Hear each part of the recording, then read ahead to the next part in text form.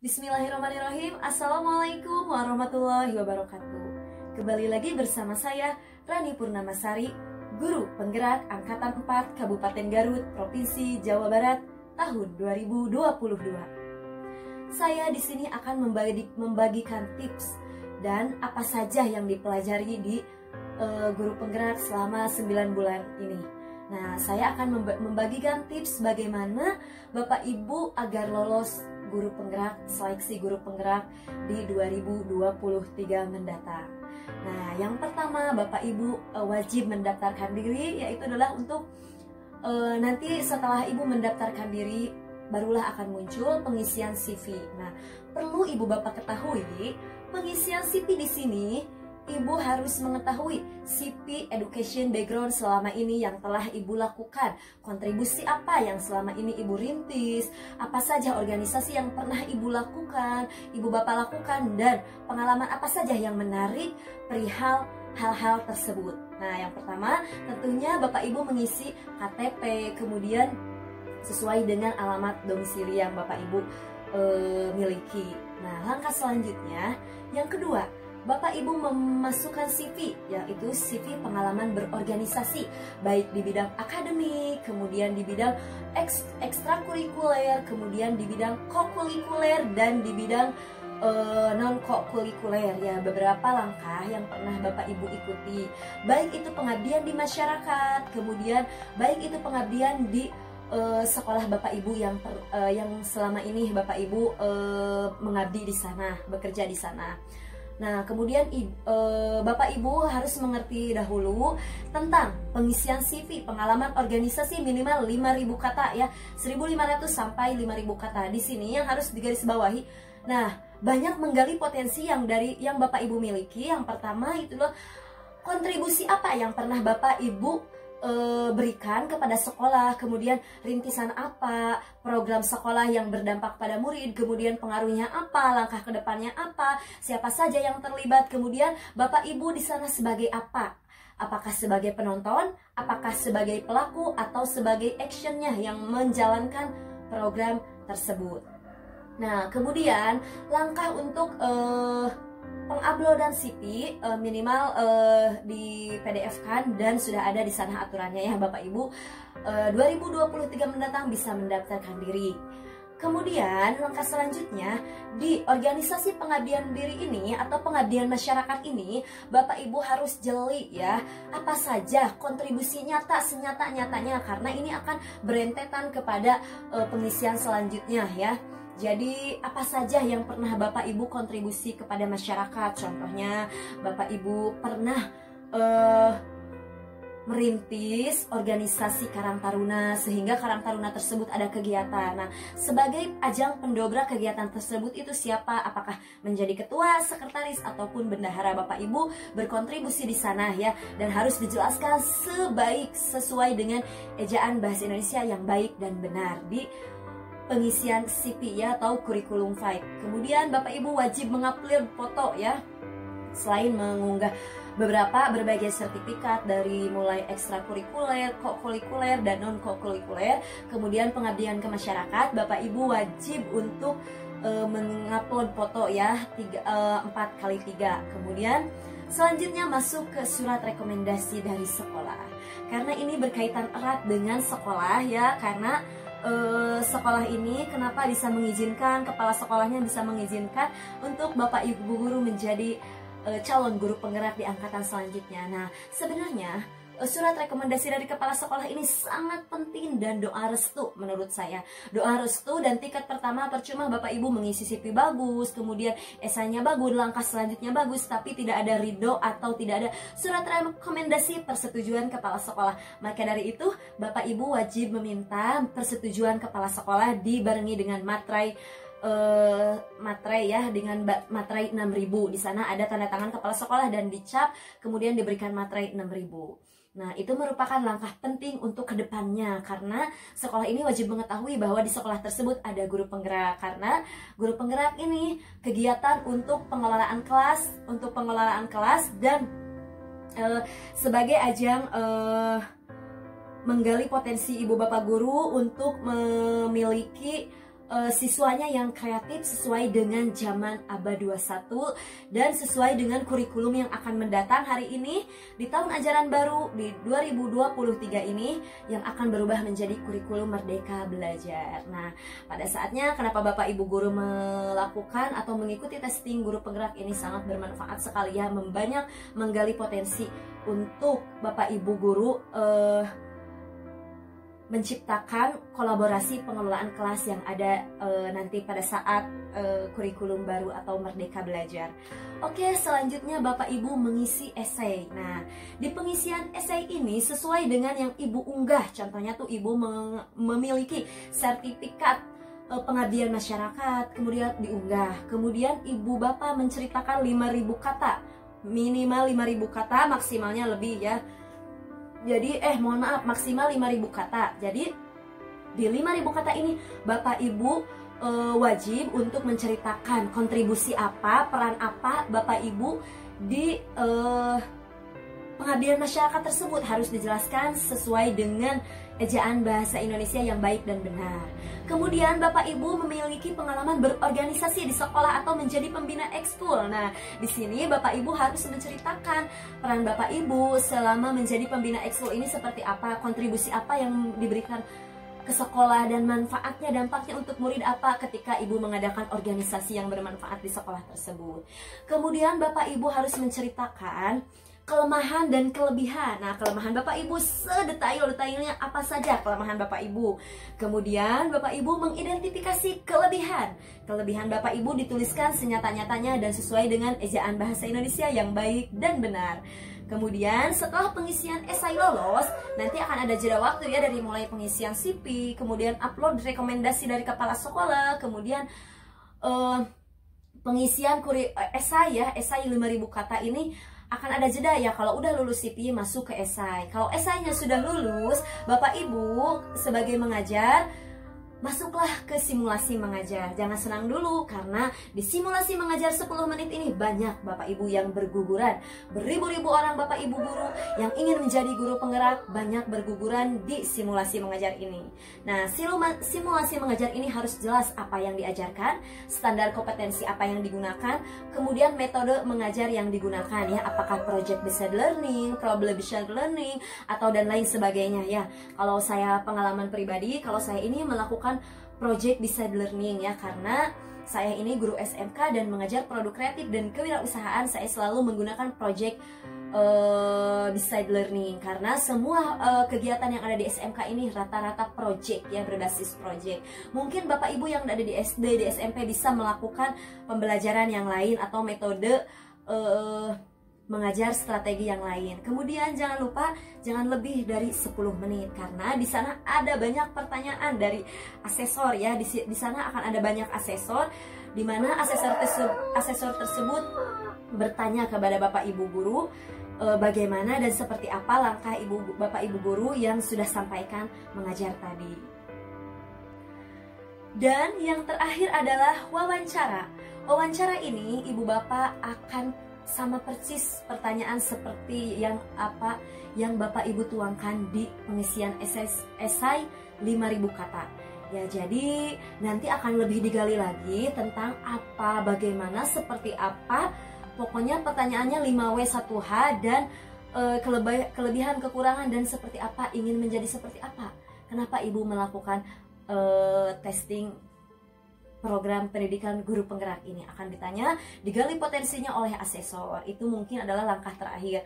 Nah, di serangkaian tadi ini tidak ada CV yang berbohong, karena yang berbohong ini akan ketahuan ya, atau yang mengopas dari Google akan ketahuan, kemudian mengopas dari temannya sendiri, rekan sejawat akan ketahuan ya. Jadi guru penggerak ini sama seleksinya seperti halnya pendidikan profesi guru, karena menurut saya pendidikan profesi guru ini cuma 3 bulan pendidikannya, namun guru penggerak 9 bulan yang saya alami. Tapi luar biasa, subhanallah banget, pengalaman, pengabdian, dan ilmu yang sudah saya lakukan, perubahan-perubahan kecil ini subhanallah sudah dirasakan oleh murid sedikit demi sedikit. Bahkan ini ketika diaplikasikan semua guru, insya Allah sekolah ini akan menjadi sekolah yang kreatif, inovatif, dan bernalar kritis. Demikianlah yang saya share tips bagaimana menjadi guru penggerak dan bagaimana tips untuk lolos di guru penggerak angkatan selanjutnya di 2023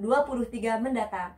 Kemudian selain itu saya akan membagikan tips apa saja yang dipelajari di pendidikan guru penggerak selama 9 bulan. Mari kita akan bahas di video selanjutnya. Terima kasih, saya ucapkan Assalamualaikum warahmatullahi wabarakatuh. Baik, Bapak Ibu, kali ini yang saya banggakan dan saya hormati, saya akan menge-share ilmu yang selama ini saya pelajari sekilas balik untuk nge-review bagaimana di program guru penggerak ini saya belajar tentang 10 modul dari modul 1.2, 1.3, 1.4 dan 2.1, 2.2 dan 2.3. Kemudian dan modul 3 selanjutnya. Nah, sebenarnya belajar di P4TK PLB yang sekarang sudah berubah menjadi namanya BBG, Balai Besar Guru Penggerak Jawa Barat. Nah, saya akan menge-share bagaimana saya melakukan inovasi teknologi pembelajaran, pengelolaan kelas, pemimpin pembelajaran di suatu modul yang sudah saya pelajari di modul 1. Modul 1 itu apa sih sebenarnya, Bu? Nah, sebelumnya Ibu Bapak akan mengetahui nge-review. Saya juga di sini tidak akan seperti dalam-dalamnya saya membahas tentang paradigma dan visi guru penggerak. Nah, sebelum melakukan paradigma dan visi guru penggerak ini, Bapak Ibu terlebih dahulu melakukan tes modul 1. Nah, kita tuh sebenarnya melakukan beberapa rangkaian tes dan hidup kita awal-awal itu seperti aduh ada beban ya, terus banyak tugas. Tapi setelah 2 bulan berjalan itu sangat menyenangkan dan kita menjadi seseorang guru yang dirancang untuk menjadi guru ABA 21. Nah, kita akan melakukan tes awal modul. Seperti apa sih tes awal modul itu? Nah, ketika yang kuliah di pendidikan pasti akan mengetahui tentang filosofi pendidikan Ki Hajar Dewantara. Ki Hajar Dewantara ini beliau itu menumbuhkan filosofinya menumbuhkan padi yang kurang baik katakanlah, namun ditumbuhkan di tanah yang subur, gembur dan kaya akan bahan organik sehingga padi tersebut menghasilkan produksi yang berkualitas dan optimal, seperti halnya di pendidikan. Nah, ini kita akan bahas di refleksi filosofi pendidikan Ki Hajar Dewantara. Kita akan melakukan pendahuluan, kemudian daftar hadir CGP. Nah, ini akan dilakukan oleh fasilitator. Kebetulan saya memiliki fasilitator yang bernama Bapak YTH Bapak Warun Abdillah, SPD MPD. Beliau berasal dari Jawa Tengah ya.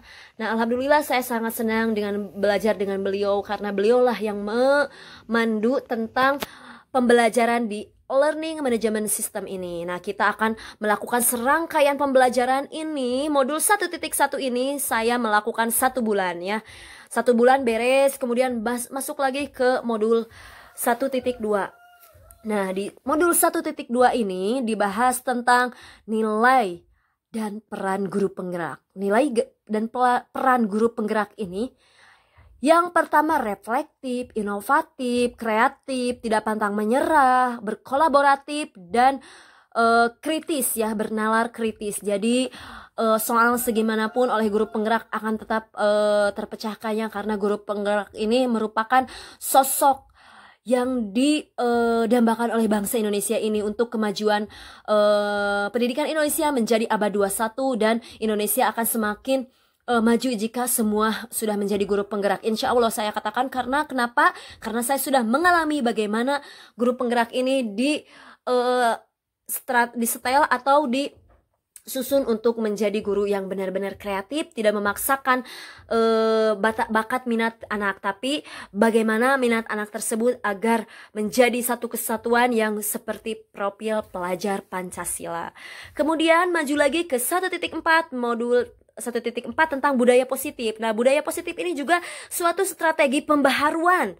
Jadi, mengajar dari orde lama dengan orde baru itu berbeda. Sebelum melakukan kelas itu, sebelum melakukan masuk kepada kelas itu, kita akan mengetahui tentang budaya positif yang dipelajari di guru penggerak dan aksi nyatanya ada, dan mudah sekali ini diaplikasikan di kelas Bapak Ibu guru ini. Bapak Ibu guru hebat memenuhi kebutuhan belajar murid ya untuk modul selanjutnya 2.2 belajar murid itu seperti apa dan bagaimana, ini dibahas ya sampai ke aksi nyata, kemudian demonstrasi. Nah, jika ibu bapak ingin mengetahui seperti apa modul 1 sampai 2 ini, boleh lihat di link YouTube saya sebelumnya, karena saya sudah merangkum dengan berbagai tugas, sudah memberikan channel YouTube ya untuk pembelajaran guru penggerak dan bisa diaplikasikan di kelas. Nah, pembelajaran sosial emosional sebelumnya saya sangat menyenangi tentang pembelajaran berdiferensiasi yang tadi ya, yang 2.1. Nah, pembelajaran berdiferensiasi ini memenuhi kebutuhan minat murid. Jadi murid itu jika tidak satu minat ya di kelas itu ketika mengerjakan tugas, jadi beberapa minat ya, ada yang auditori, visualisasi, dan kinestetik. Dan ini pembelajaran emosional, sosial emosional ini membantu untuk siswa menjadi empati, membantu siswa untuk merenungkan apa yang telah ia lakukan, dan saya sering melakukan teknik stop ya. Teknik stop ini berhenti sejenak untuk bernapas, keluarkan lagi, dan berbagai macam stimulus perkataan untuk memotivasi siswa bahwa kita di sini untuk apa tujuannya ya. Berbagai memenuhi tujuan dari Tirta ya, tujuan identifikasi, rencana, dan aksi untuk selanjutnya di pembelajaran sosial emosional. Oke, maju lagi ke coaching. Nah, coaching ini beda ya. Apa sih artinya coaching itu? Coach ini jadi guru sebagai coach dan siswa sebagai coach. Jadi siswa ini yang digali potensi oleh guru. Jadi bukan memecahkan masalah atau yang disebut dengan BK ya, bimbingan konseling, bukan, dan bukan disebut dengan mentoring. Kalau mentoring ini adalah memberikan pengalaman ya, pengalaman kepemimpinan. Tidak, di coach ini guru sebagai coach ini mendampingi siswa, bertanya kemudian apa keluhannya, dan memberikan memberikan penyelesaiannya juga bukan guru tapi siswa sendiri. Yang menariknya di aplikasi nyata coach ini, jadi saya senang sekali ya di aplikasi nyata coach ini. Selama sebulan saya pelajari dari mulai berkolaborasi dengan teman sejawat, berkolaborasi, presentasi, dan ini sebagainya. Saya mengetahui tentang coach ini sangat menyenangkan menurut saya, karena coach ini bukan orang lain yang memecahkan masalah, tapi kita sendirilah. Namun ada seseorang yang memberikan stimulus atau suatu perkataan wise word untuk menggali potensi siswa untuk menyelesaikan masalah itu sendiri. Bukan mentoring ataupun counseling. Di sini adalah coach. Coach ini sangat menarik ya. Jadi adapun masalah di kelas, Bapak Ibu guru lakukanlah coaching ya. Jadi seperti halnya yang sudah saya update di link YouTube sebelumnya. Bapak Ibu boleh lihat bagaimana saya melakukan coach terhadap rekan sejawat, terhadap siswa, dan masalah lainnya yang akan menjadi pendobrak penyelesaian masalah. Dan kedepannya itu bukan kita tapi orang lain yang memiliki masalah, kita hanya sebagai stimulus. Oke, selanjutnya ke modul 3. Paket modul 3 ini udah mulai menurut saya sangat menyenangkan. Saya bersenang sekali ya, karena saya ini selalu bersemangat, terus bersemangat di program pendidikan guru penggerak. Karena apa? Karena gerakan hari ini menentukan gerakan-gerakan masa depan kita. Jadi meskipun gerakan kita kecil, tidak mungkin gerakan besar itu akan terbentuk tanpa gerakan kecil. Jadi di modul 3 ini pemimpin pembelajaran dalam pengembangan sekolah. Ibu bapak udah mulai shoot ya, berpikir positif, bernalar positif, dan kritis menanggapi masalahnya. Oke, masuk ke modul 3.1. 3.1 pengambilan keputusan sebagai pemimpin pembelajaran. Sebelumnya, Bapak Ibu harus mengetahui terlebih dahulu di pengambilan keputusan sebagai pemimpin pembelajaran ini, Bapak Ibu memutuskan dengan melakukan 9 pengujian dan melakukan ada uji individu lawan individu, individu lawan masyarakat, individu lawan siswa dan lain sebagainya. 9 pengujian. Ibu bapak akan mempelajari semuanya setelah lolos di testing guru penggerak ya, mempelajari bagaimana modul 3 itu sangat menyenangkan karena mengambil keputusan kita harus melakukan uji ya, uji lingkungan, uji ini, uji itu, banyak sekali yang harus bapak ibu pahami. Jika Bapak Ibu belum memahami tentang apa yang saya jelaskan, lihat di link YouTube Aksi Nyata Pemimpin Keputusan sebagai keputusan sebagai pemimpin pembelajaran di Aksi Nyata saya ya. Jadi Ibu Bapak tahu, oh ternyata memecahkan masalah ini seperti ini, ternyata seperti ini. Nah, ini sebenarnya didominasi untuk menjadi leader atau stakeholder di sekolah ya. Jadi sebenarnya keren sekali jika semua guru udah memasuki guru penggerak akan menemukan potensi, aroma, dan ekosistem yang baru. Dan yang kedua adalah modul 3.2 pemimpin dalam pengelolaan sumber daya. Nah, sumber daya di sekolah ibu itu tentunya ada yang negatif dan positif. Namun di pengelolaan sumber daya ini kita harus memikirkan aset atau kelebihan yang Bapak Ibu miliki. Contohnya, di sekolah Ibu itu memiliki sumber daya sosial, manusia, politik, sumber daya finansial, sumber daya manusia, dan lain sebagainya. 9 sumber daya ini akan Bapak Ibu optimalisasikan untuk memajukan murid sebagai murid yang benar-benar berprofil pelajar Pancasila dan merdeka belajar. Seperti apa kita mengelola aset ini? Dikelola sebaik mungkin sehingga terciptalah siswa yang beragam, yang beraneka ragam, dan memiliki berbagai minat dan potensi yang sangat luar biasa. Di sini di pengelolaan aset ya, kita harus mengelola dengan sebaik mungkin. Semua sekolah punya kelemahan, tapi kita hilangkan kelemahan itu dan kita harus berpikir positif untuk maju. Maju bagaimana? Sekolah ini harus maju dengan mengelola aset yang ada dan tidak merendahkan aset yang lain. Seperti itu ya di pengelolaan sumber daya. Ada aset manusia, ada aset alam, ada aset banyak sekali. Saya yakin semua sekolah mempunyai aset, 7 aspek aset ya. Boleh dilihat di link YouTube saya sebelumnya, saya sudah menjelaskan bagaimana aset, bagaimana demonstrasi pengelolaan pemimpin dalam pengelolaan sumber daya sekolah ini seperti apa. Oke, dan yang terakhir, ini sangat menyenangkan sekali Ibu Bapak kalau jika Ibu Bapak sudah merasakan ekosistem yang sangat luar biasa di pengelolaan program yang berdampak pada murid. Nah, terakhir ini adalah program sebaik apapun, sebagus apapun harus ada dampak untuk murid. Untuk murid ini yaitu adalah berdampak, apakah finansialnya, apakah budaya dari murid itu meningkat, apakah religius murid meningkat ya, apakah kompetensi sosial meningkat dan lain sebagainya. Jadi harus ada berdampak pada murid.